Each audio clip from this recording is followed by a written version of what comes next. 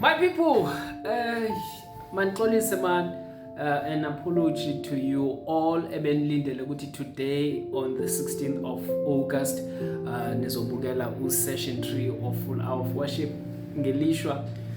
Andikwazanga umrelease today. There's been into engaphezu kwamandla wami, but I'm still working on it. I'll make sure ukuthi siyayikhupha nakanjani nge-23 next week Sunday.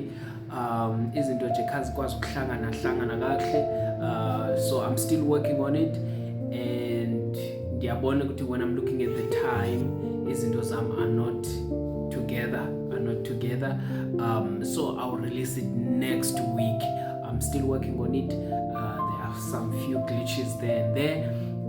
So xolweni kakhulu bezalwane, next week nakanjani I promise you usizomkhupha phaya session 3 ka Full Hour of Worship, the Spirit Revival.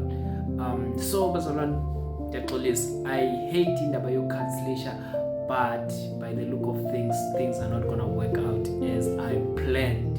So see you next week on Sunday, 8 o'clock. Nakanjani 8 o'clock, 23 August, no longer 16, but 23 August.